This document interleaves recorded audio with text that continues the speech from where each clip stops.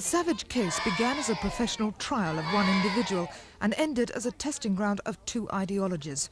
Today's verdict is seen not just as vindication for Mrs. Savage, but for all those who oppose what they claim is the dehumanising process of high-technology childbirth. I think it's a victory for justice and for common sense, and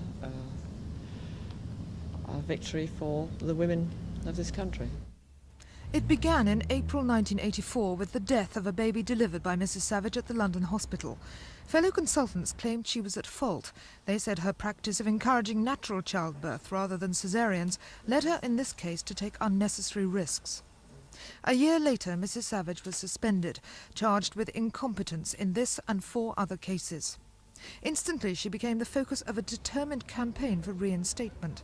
10,000 people signed a petition, former patients rallied round, and 68 of the 84 local GPs gave their support.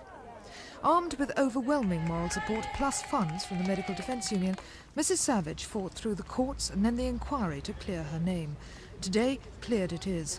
I thought it was a very fair report, and the criticisms that they made were, on the whole, those that I made of myself last summer. Better than you expected? Well, it's hard to say about expectation. I mean, part of me expected it to be as it is, and part of me feared that it wasn't going to be like that. Do you think this case will have any long-term effect on the way that women are treated in hospital? Well, I sincerely hope so. I mean, I think there are 2 points. Firstly, that I think the point that a woman should have the right to have some say in how she's looked after in pregnancy has come across quite strongly.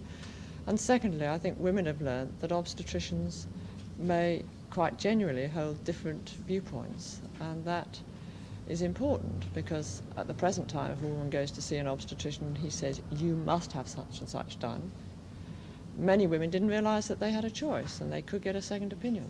In all of this 15-month fight, what was the most harrowing bit of it for you?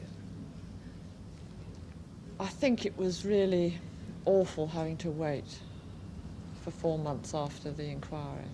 I mean, I did find that very difficult. Would you go through it all again? I sincerely hope not. The waiting's not over yet for Mrs. Savage. It'll be at least a week before the inquiry recommendations are published, and only then will Tower Hamlets Health Authority meet to decide whether or not she goes back to work. Mrs. Savage herself is hoping she'll be back in business by August. Rita Carter for Thames News.